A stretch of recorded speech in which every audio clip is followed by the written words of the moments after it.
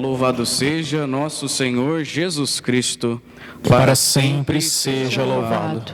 Bom dia, amado irmão, amada irmã que nos acompanham pelo Facebook da Paróquia Sagrada Família e também do Cemitério Lírio da Paz. Sejam todos bem-vindos para mais esse dia, para celebrarmos o dia da ressurreição, o dia do Senhor. Quero saudar hoje, de maneira especial, você, mamãe da nossa Paróquia da Sagrada Família. Vocês sejam todas bem-vindas para estar celebrando com muita alegria este momento de fé, em que vocês aí comunguem espiritualmente esse Cristo que se dá a nós. Sejam todos bem-vindos. Com muita alegria, hoje também celebrando o aniversário de ordenação sacerdotal do nosso padre, o nosso pároco, Padre Fed, acolhemos com muita alegria a equipe celebrativa cantando.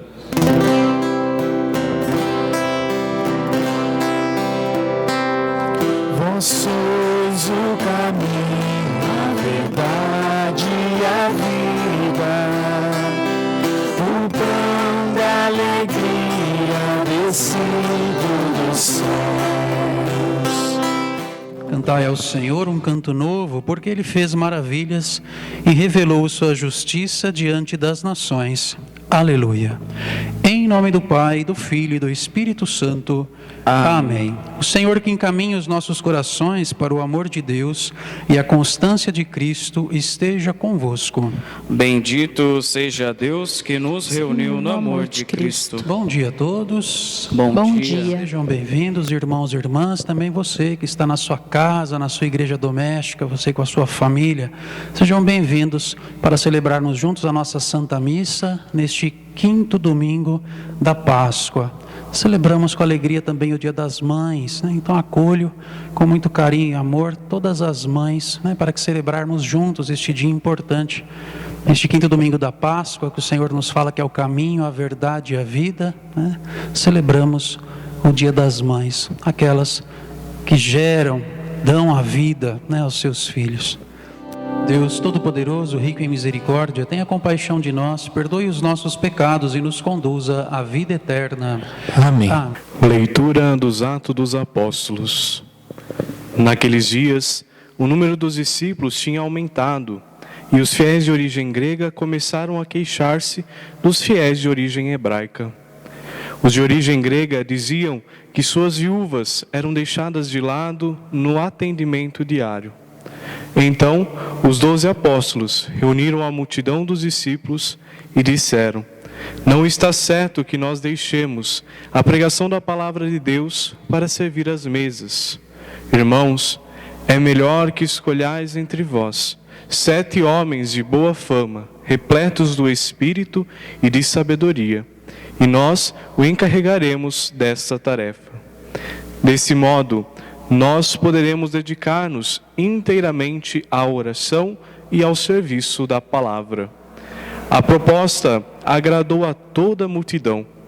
Então escolheram Estevão, homem cheio de fé e do Espírito Santo, e também Felipe, Procoro, Nicanor, Timon, Pármenas e Nicolau de Antioquia, um grego que seguia a religião dos judeus.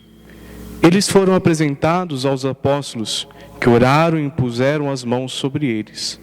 Entretanto, a palavra do Senhor se espalhava. O número dos discípulos crescia muito em Jerusalém, e grande multidão de sacerdotes judeus aceitava a fé. Palavra do Senhor.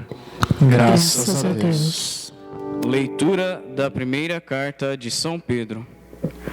Caríssimos, aproximai-vos do Senhor, pedra viva, rejeitada pelos homens, mas escolhida e honrosa aos olhos de Deus. Do mesmo modo, também vós, como pedras vivas, formai um edifício espiritual, um sacerdócio santo, a fim de oferecer de sacrifícios espirituais, agradáveis a Deus por Jesus Cristo. Com efeito, nas Escrituras se lê: eis que ponho em Sião uma pedra angular, escolhida e magnífica. Quem nela confiar não será confundido. A vós, portanto, que tendes fé, cabe a honra. Mas, para os que não creem, a pedra que os construtores rejeitaram tornou-se a pedra angular, pedra de tropeço e rocha que faz cair. Nela tropeçam os que não acolhem a palavra. Esse é o destino deles. Mas vós sois a raça escolhida, o sacerdócio do reino, a nação santa, o povo que ele conquistou para proclamar as obras admiráveis daquele que vos chamou das trevas para a sua luz maravilhosa. Palavra do Senhor. Graças a Deus.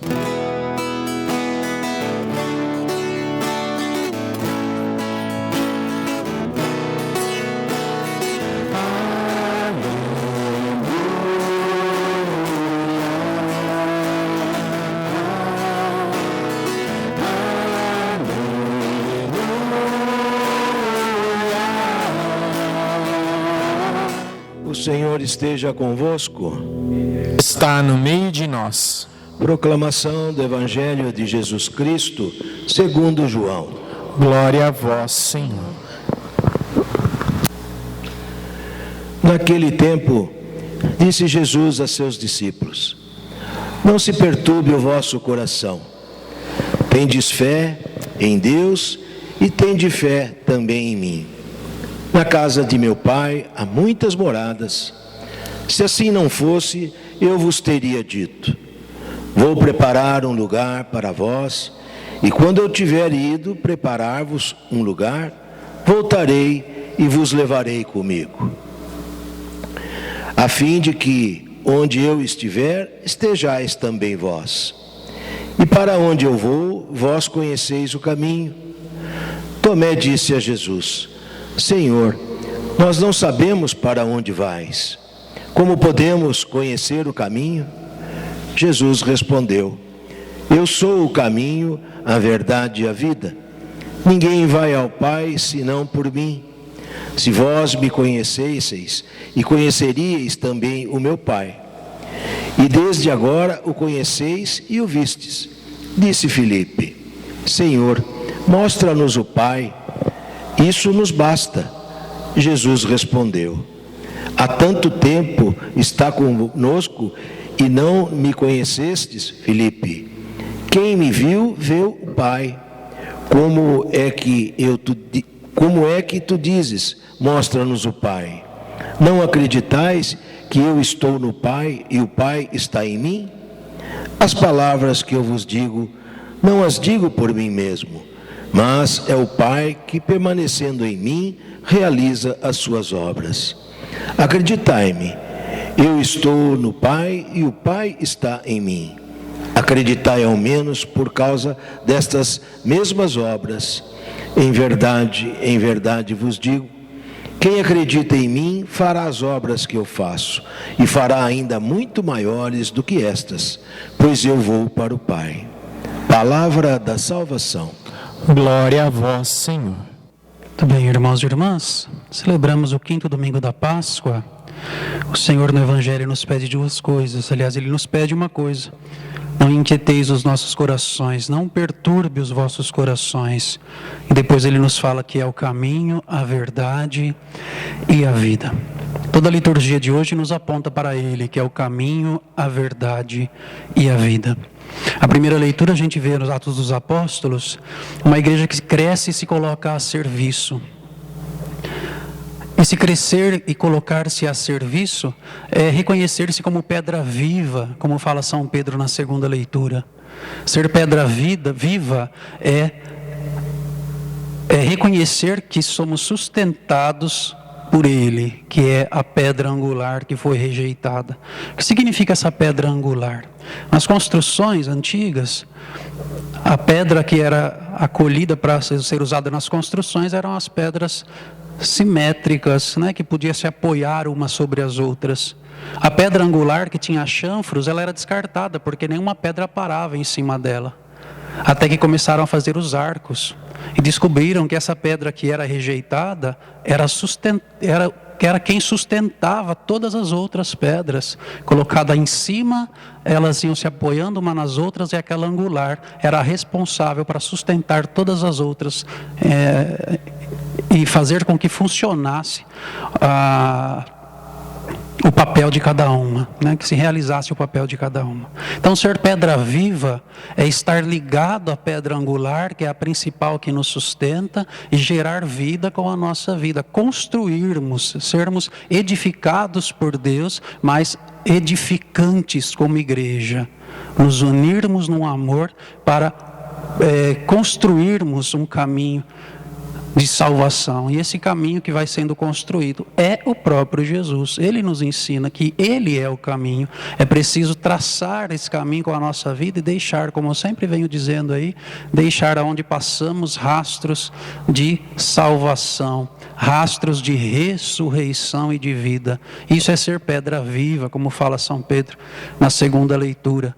Reconhecer que somos sustentados por essa pedra angular, que é aquilo que nos sustenta, que é o caminho, a verdade e a vida. Mas para isso é preciso voltar o coração para Ele por completo, é preciso reconhecer que Ele é sim o único caminho. Ele não fala eu sou um caminho, uma verdade e uma vida. Ele é o caminho, é um artigo definido, a verdade, a vida. Ou seja, não existe salvação e não existe vida fora dele. Então é preciso reconhecer que Ele é o nosso tudo e nos entregarmos a este tudo para que possamos nos lançando em seus braços, viver a verdadeira vida, né?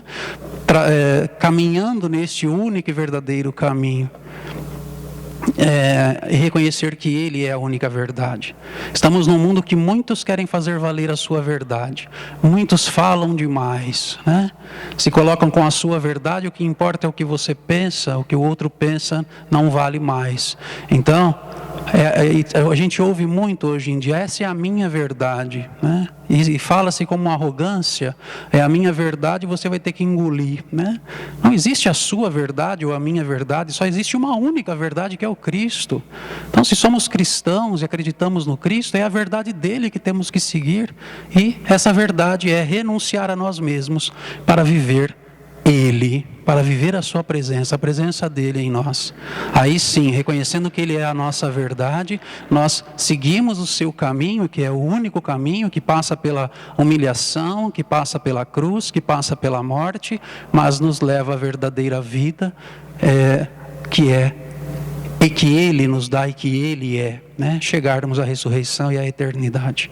Então somos chamados a reconhecer isso, mas antes é preciso aquietar o coração, não ficar perturbado, como ele mesmo começa ali no Evangelho. Por que ele está falando isso, gente? Preciso saber o contexto, onde ele está e com quem que ele está falando. Ele está falando com os apóstolos na quinta-feira santa, na ceia, na Santa Ceia. Ele está ali. O pessoal ali, os apóstolos, já sentiram que está um clima de despedida no ar, porque ele falou para preparar aquela ceia.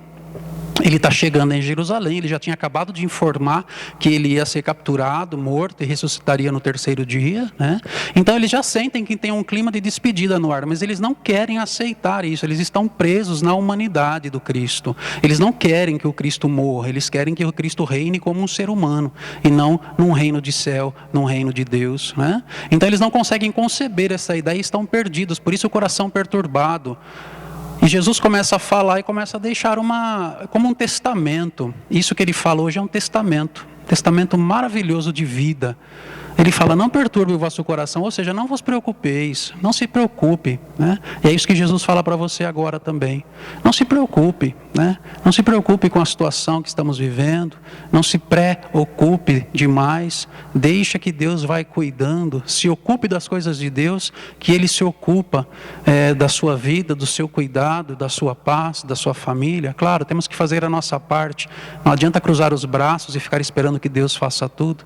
Temos que sim nos precaver, nos proteger, mas temos que confiar em Deus e confiar que Ele, tudo que vem dEle é bom, né? Porque Ele só tem amor para nos dar e salvação. Então, Não perturbe o teu coração, não se preocupe demais. Se ocupe de Deus, dele que é o caminho, a verdade e a vida. Acolha essa verdade em sua vida para se deixar transformar e caminhar com ele para a verdadeira vida. Ele sabe de tudo e o que ele permite na sua vida, meu irmão, minha irmã. Se ele permite qualquer coisa que aconteça na sua vida, por mais que pareça ruim e triste, é porque algo muito melhor vem. Então se prepare para a graça grandiosa que vem na sua vida depois de um período de turbulência. E isso é uma realidade. Quem já sofreu, olhe para trás na sua vida. Se você soube passar pelo sofrimento, pelas adversidades com fé e com confiança em Deus, você consegue reconhecer a consolação de Deus e a grande graça que aconteceu na sua vida depois. E isso acontece sempre. Isso é gota de céu, né? É Deus derramando o céu sobre nós para nos encher de esperança, para reconhecermos que Ele é o caminho, a verdade e a vida. Então não importa o que venha acontecer, não se esqueça, Deus permanece sendo Deus. Não importa se vem a doença, se vem a cura, se as portas se abrem ou se fecham, não importa se a minha vontade acontece, o que importa é que a vontade dele acontece e ele continua sendo Deus.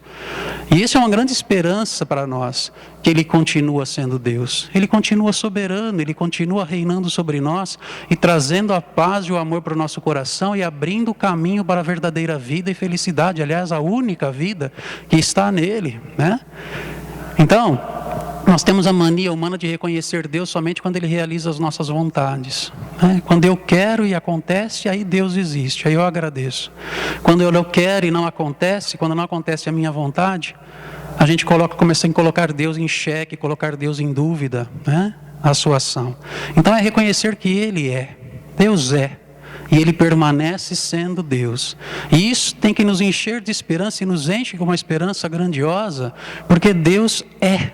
E Ele é em nós, Ele é na sua vida, Ele é Deus nessa situação que você está vivendo, Ele é Deus na sua perda, Ele é Deus na sua lágrima, Ele é Deus no seu sofrimento, Ele é Deus na sua alegria, nas suas comemorações, né? Você mãe, Ele é Deus na sua vida, Ele que te dá esse dom de ser mãe, de gerar a vida, né? Você família, né? Que está neste momento difícil, mas que estão unidos na fé, Ele é Deus aí na sua casa, na sua igreja doméstica, Ele permanece sendo Deus. E isso nos enche de uma esperança e de uma paz muito grande. Por isso, Ele volta ao seu coração e fala: não se perturbe o seu coração. Calma, eu sou Deus. Né? Tem uma canção que eu ouvi esses dias, só um pedacinho, para ilustrar isso, que fala assim: se Deus fizer, Ele é Deus. Se não fizer, Ele é Deus. Se a porta abrir, Ele é Deus, mas se fechar, continua sendo Deus. Se a doença vier, Ele é Deus. Se curado eu for, Ele é Deus. Se tudo der certo, Ele é Deus, mas se não der, continua sendo Deus. E sempre dá certo, gente. Pode não dar certo os nossos planos, os nossos ideais e os nossos desejos, mas o desejo de Deus e o amor de Deus sempre se manifesta em nossa vida quando a gente permite que Ele haja em nós. E sempre dá certo. A vitória já é nossa. Louvado seja o nosso Senhor Jesus Cristo. Para sempre seja louvado.